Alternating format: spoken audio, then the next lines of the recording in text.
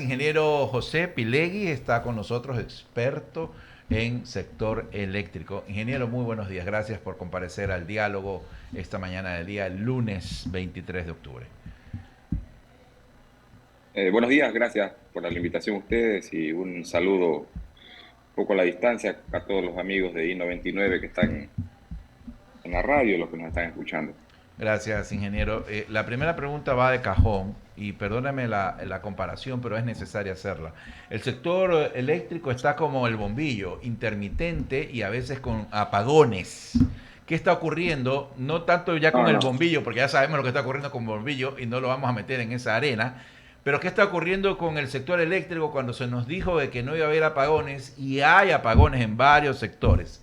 ¿Cuál es la realidad? Estamos abocados a vivir una temporada nuevamente de hace muchas décadas que no pasábamos, bueno, no, muchas décadas no, muchos lustros que no pasábamos, donde el ecuatoriano tuvo que aprender a vivir con 2 o 3 horas en tinieblas. ¿Cuál es la realidad del sector eléctrico, ingeniero?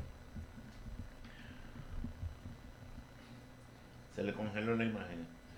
Pero mira, fuera de la broma, en realidad uno de los temas más importantes que tú tienes que manejar en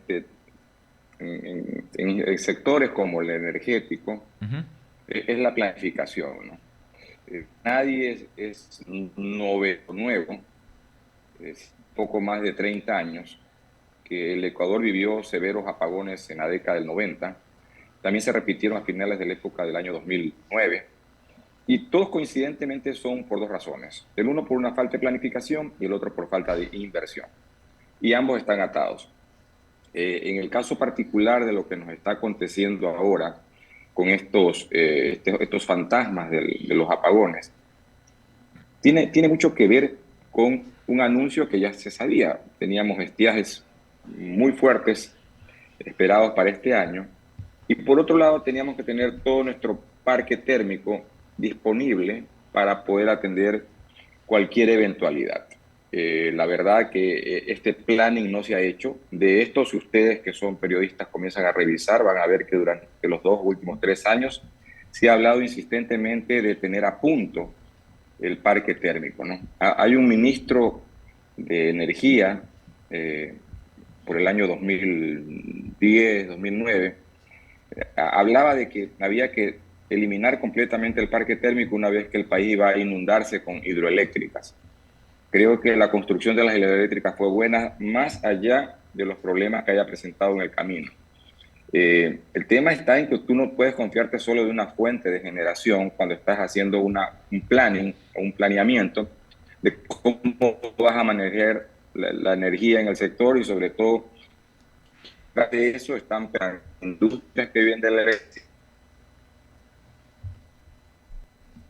En Sí, el caso particular, que existe un buen sistema, esa gente.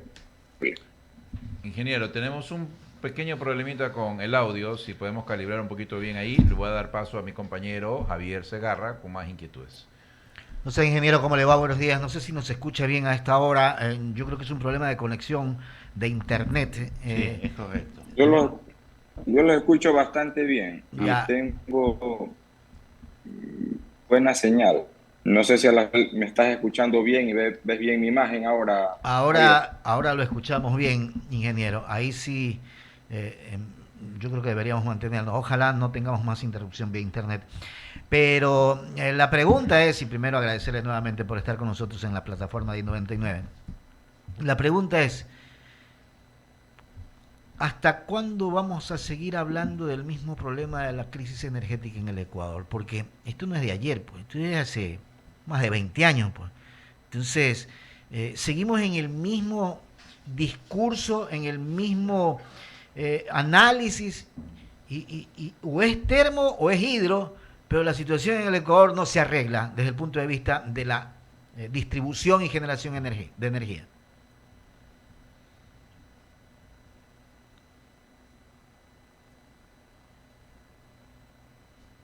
No, parece que A no. ver, parece que se fue la señal. Sí, No sé tenemos si me problemas, escuchan ahí. ingeniero. No sé si usted Déjame ver si yo me movilizo a otra parte. Por Para favor, un ingeniero, poco hasta mejor. eso seguimos acá en el diálogo, en la mesa de diálogo, mientras el ingeniero José Pilegui busca un mejor sitio. Parece increíble en este país, ¿no? La conectividad, ¿ah? De la que tanto se habló, la conectividad de que para los estudiantes en la época de la pandemia y Sí. no sabían ni cómo conectarse. La No verdad sé que, si está aquí en el país. no sé, Cuando inició la entrevista dijo muy a la distancia. muy Entonces, a la distancia. estoy Ah, coligiendo en no, su... no, no, estoy Ah, acá, está acá ya. querido. Ah, entonces está bien. Ahí, Entonces ahí le qué tal vamos a hacer una estamos. recarga de megas ahorita, ya para que pueda dar Ahí, una ¿qué buena tal estamos? entrevista. Ahí, ahí qué tal estamos. Ahí está un poco mejor. Le decía, ingeniero, no sé si me escuchó la inquietud, pero ¿hasta cuándo vamos a seguir hablando de lo mismo en cuanto a la situación de la generación y distribución de energía en el Ecuador? Porque, o sea, era termo, era hidro, era termo, no se hace mantenimiento y los problemas estamos ahí. Más de 20 años en este tema. Mira, yo creo que son situaciones distintas, Javier. Hace más de 20 años cuando hablábamos de esto contigo también, el problema era que no teníamos disponibilidad de energía Ujú. suficiente, ¿no es cierto? Y yo creo que hemos evolucionado en eso. El tema es que esto no es un tema que se comienza hoy y nos quedamos dormidos en los laureles mañana, y eso es lo que está pasando. Aquí ha habido yo creo que ha habido una dejadez, eh, una, una falta de planificación en mantener todo lo que es el backup tuyo. Es como un edificio. En el edificio que tú estás seguramente hay un generador. En caso de que se vaya la energía eléctrica, el generador se prende y tú continúas trabajando. ¿No es cierto? Eso es básicamente la situación. ¿Qué es lo que está pasando con el país? Trasladamos y movimos la curva o la matriz energética de depender más del 50% en algunas ocasiones del parques de generación térmica a ser hidráulica. Entonces, actualmente la energía que viene a alimentar al país, el 90%, gracias a Dios, viene de energía hidráulica porque es mucho más económica. Y lo que pasó en el interín es que comenzaste a descuidar todo ese parque térmico que anda en los 1.700 a 1.800 megavatios. Es ilógico que estemos hablando en estos momentos de que estamos comprando energía a Colombia en valores que, según indica la prensa, llegan hasta los 57 centavos de dólar el kilovatio. Y tenemos nosotros plantas térmicas que están sin darse mantenimiento, fuera de operación o indisponibles, en una cantidad de 300 megavatios. Hasta el fin de semana estaban casi 400, entró una unidad de 70 megavatios de la Gonzalo Ceballos, con lo cual se disminuyó esta dependencia. ¿Eso qué significa? De que si se hubiese trabajado con oportunidad este parque térmico en su mantenimiento y su disponibilidad, no estaríamos hablando de este problema, por un lado. Por otro lado, no estaríamos comprando generadores de emergencia adicionales térmicos que van a incrementar, yo creo, los problemas a futuro por la capacidad y el tipo de generador que se está comprando. Y por otro lado, no estaríamos disponiendo de recursos que el país necesita al comprar energía a última hora, a costos tan elevados. Entonces son situaciones un poco distintas, Javier. Yo creo que se pudo haber trabajado esto con anticipación desde un inicio del año. Las autoridades estuvieron hablando de esto, a las autoridades se les llamó al respecto y lo que vemos es que lamentablemente no se ha actuado. Costaría más o menos 90 millones de dólares poner a punto esos 300 megavatios en un lapso de tiempo que anda en un promedio entre 3 a 4 meses. Eso significaría que tendríamos disponibilidad ahorita de energía para evitar lo que nos está pasando, el déficit producto del estiaje en la zona austral y también en la zona completamente oriental, porque también se está viendo afectada la central Coca-Cola Sinclair al norte del país. Coincido en parte con usted, ingeniero Pilegui, porque la generación térmica, toda la vida hemos hablado de que no hay mantenimiento. Y otra vez estamos en el 2023 y seguimos hablando de que no hay mantenimiento. O sea, en parte coincido con usted. Pero Sí. ¿en qué quedamos? ¿Y dónde está toda esa burocracia en SELEC para no dar mantenimiento a las plantas Es térmicas? que, es que yo creo que ellos son los que tienen que dar respuestas a esto, porque no se ha dado. Y por, eso, por otro lado, estamos queriendo gastar 50 y pico de millones de dólares, poco más, comprando generación térmica nueva. Y necesitamos 90 para poner a operar el 100% de nuestro parque térmico. Sí, es un parque usado, con, con años de uso bastante avanzados, pero el mismo fabricante establece tiempos en los cuales ustedes tienen que hacer mantenimientos menores o mayores, y lo cual le asegura no solamente el aumento de la vida útil del equipo, sino la disponibilidad al 100% de la capacidad que dice la placa. Es decir, si usted su placa dice 70 megavatios, si usted hace este mantenimiento tendrá los 70 megavatios, pero tiene muchas unidades que en la actualidad la placa dice 70 y están generándole 50 o están generándole 40 por esta falta de mantenimientos oportunos. Ciertamente estamos contrarreloj trabajando, se van a contratar las cosas contrarreloj, y eso realmente significa un costo y un dinero que lamentablemente la Caja Fiscal no la tiene, y tampoco los usuarios tenemos por qué pagarla, porque esto es para mí una ineficiencia de quien nos provee el servicio de energía. Por otro lado, el costo de esta generación que estamos hablando, que incluye unidades a vapor como unidades a gas que utilizan a diésel, en este caso diésel 2, que es más barato, podrían andar entre los 7 hasta los 15 centavos el kilovatio hora, y no los 57 o en algún caso los 25 centavos el kilovatio hora que originalmente nos han dicho los funcionarios del sector que estarían contratando con Colombia. Ramiro Cepeda continúa con la entrevista, ingeniero. ¿Qué fue, Pepe Pilegui? ¿Cómo vas?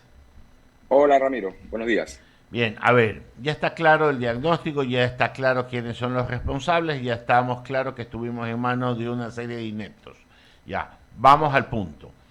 Lo que demora en llegar, lo que se ha contratado de plantas de energía, versus el estiaje, versus la incapacidad que va a tener Colombia en un futuro cercano de podernos suministrar energía, pues el mismo estiaje que afecta a Ecuador les va a afectar a ellos, y ellos van a priorizar dar a su pueblo y no venderle al vecino. ¿En qué situación nos pone, y más o menos para cuándo de ser que la naturaleza siga actuando como está actuando? A ver, la naturaleza actúa de esta manera entre los meses de octubre, noviembre, hasta abril del año siguiente. Eso todos lo conocemos. Es decir, debíamos estar previstos para estos 5 a 6 meses promedio en donde puede haber déficit de energía.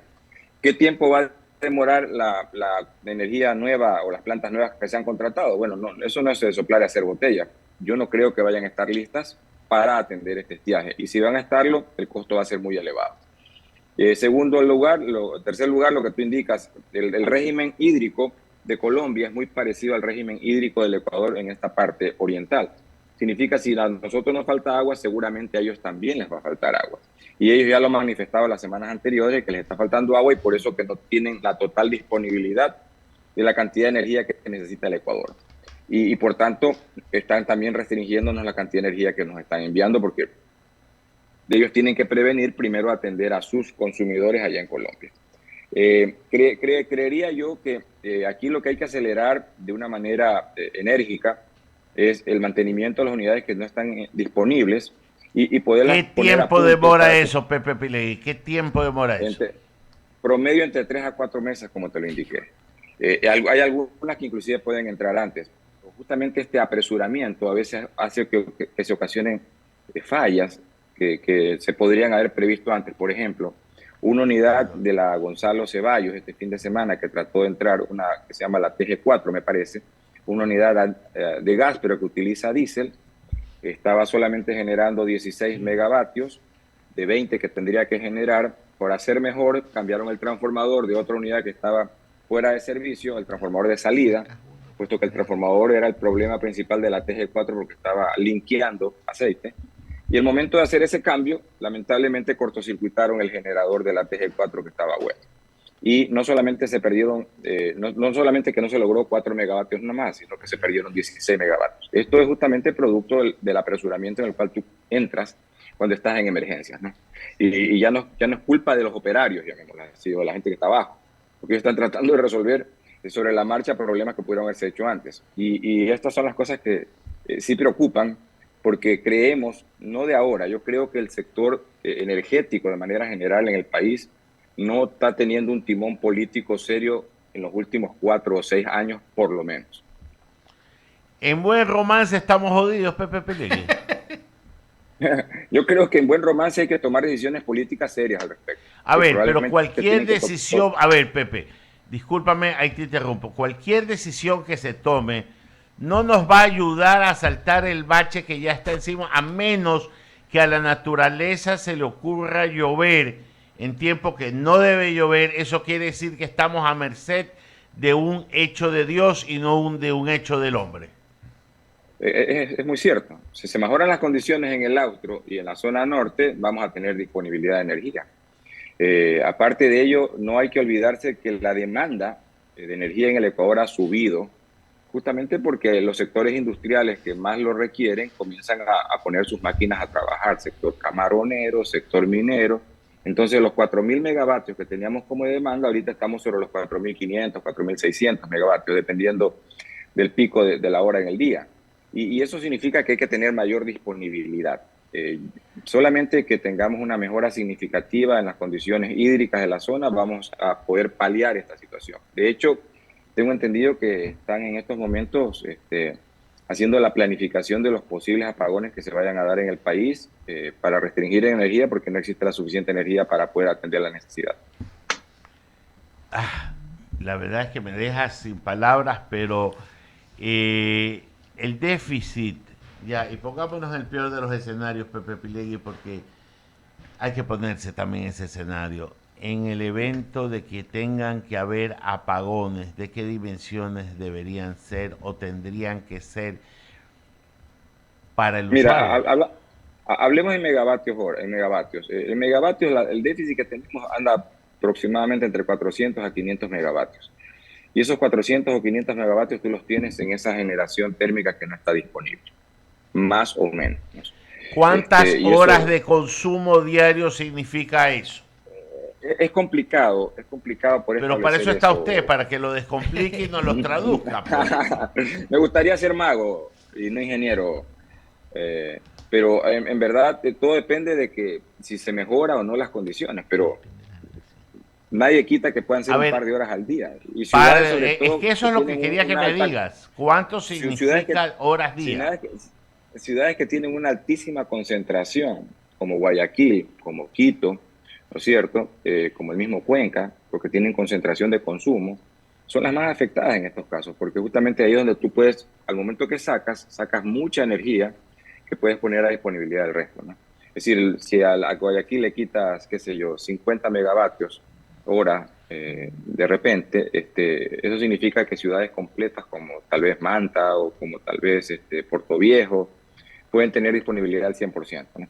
Entonces son las ciudades que normalmente son las más afectadas, y también los centros productivos. Yo creo que en este punto es importante también indicar que no solamente que la ciudadanía tiene que ahorrar, porque eso creo que es una verdad de perogrullo, ¿no? Creo que por otro lado, los sectores sobre todo industriales, los sectores comerciales altos que tienen plantas de generación, deben tenerlas al 100% de su disponibilidad, de tal manera de que esa energía pueda ser sacada del sistema y pueda ser atendida directamente por ellos con sus equipos de suministro para casos de emergencia. Y de esa manera tú aplacas de una cierta manera el impacto de esta emergencia, porque es una emergencia energética la que estamos viviendo. Sí, ojalá que Dios se compadezca de nosotros y le haga llover a San Pedro para no llegar a esta situación, mi querido Pepe, pero resulta que los ineptos una vez más han ganado y resulta que la gente buena que produce es la que tiene que pagar los platos rotos. Así es, mi querido Pepe. Muchas gracias por habernos atendido. Mire que no hemos hablado de Melec, no hemos tocado un tema sensible. Yo sé que a usted eso le duele, ya, pero tranquilo.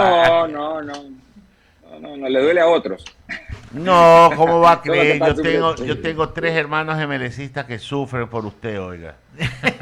Por él. Claro, sí. No por el equipo, sino por él. Ni le contara lo que le dicen, entonces mejor me quedo callado. Es que son buena gente. Claro. Pepe, muchas gracias por habernos atendido. No, a las órdenes, y sobre todo este es un tema que hay que comenzar a hacer mi recomendación final es que estamos a puertas de un cambio de gobierno.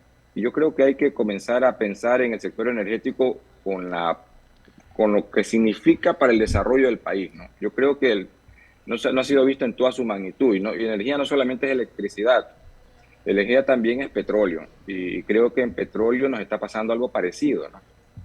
A veces estamos pensando en explotar muchas más pozos petroleros y a incrementar la producción más allá de llegar al 1.000.000 de barriles que nunca lamentablemente llegó. Cuando lo primero que había que hacer era recuperar la capacidad que habíamos perdido. Estamos en 470.000 barriles día, cuando el país llegó a tener sobre los 600.000 barriles. Solamente el hecho de recuperar 120.000 barriles, y creo que va a estar hoy día Raúl Ortiz también con ustedes, hablando del tema de energía y sobre todo el tema petrolero, que él es un experto, coincidiremos en que era preferible haber recuperado esos 120.000 barriles día, que significarían no menos de 3 a 4 mil millones de ingresos adicionales al país si lo hubiésemos tenido operativo. Es algo parecido también lo que nos está pasando en electricidad, y yo creo que tiene que verse de una manera más profesional en el largo plazo la materia energía, y puesto que esta es una de las materias que nos está pasando factura en el Ecuador. Parte del déficit fiscal obedece justamente a la alta importación que tenemos de combustible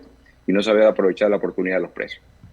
Muy bien, gracias ingeniero Pilegui por haber estado con nosotros esta mañana. Buen día, ¿eh? Que la pase bien. Que le vaya muy bien en Casa Blanca. A las órdenes, buenos días. Gracias, el ingeniero José Pilegui, quien es un experto en materia energética, y claro, lo que hemos señalado en los últimos días y una situación que no cambia en nuestro país. Oiga, parece que repetimos la historia, ¿no? Es Con que, esto oiga, vea desde la hora sexta, usted se acordará. Antes, desde antes. Ya antes, pero digo la hora sexta un poco para que la hora gente existe ubique. fue la hora sixtina, creo que le llamaban, ¿verdad? Como se llame, pero teníamos que adelantar, atrasar, yo qué sé, para... Ay, hay que ahorrar. Y seguimos hablando de lo mismo, por Dios, no entiendo. No entiendo dónde Yo quiero está que la me capacidad. recuerdes si en el gobierno de Borja también hubo apagones, no solo en el distrito. No también. recuerdo. Yo lo voy a chequear también. Está desesperado ese melexista que tengo acá al lado izquierdo, no al lado derecho. Ingeniero Velázquez, buenos días. ¿Cómo están, mi querido Javier, Daniel, Ramiro? Un placer estar con ustedes. Y ¿Todo bien? Todo bien, gracias a Dios. La Qué audiencia, bueno. un placer estar aquí. ¿No se le ha ido la luz por su zona otra vez? No, por el momento. Ya, por favor. Solamente el día en que dijo Ramiro que yo iba a comentar que no llegamos a cruzarnos, pero bueno, sí, efectivamente no se dio la luz hasta el momento. Ya, Que perfecto. somos vecinos con Jaimito. Ah, caramba. Sí. Son, bueno, no ¿Ya tomaron vecinos, cafecito o digamos todavía que no? son cercanos al hábitat. Me encanta su precisión gramatical siempre. Yo usted aprendo todos los días. Hola, Se ve hola. por qué lo que le digo Bueno. yo no. Déjenme abrir el Por espacio a favor, las menciones abogado Cepeda, publicitarias. A ver, continúe. Daniel, Dígame. sirva para algo. Coja A esa ver, hoja aquí y lo diga. tengo. Ya, abra el espacio a las menciones publicitarias y diga. Vive en Urbanización Veranera, donde tu familia vea flores.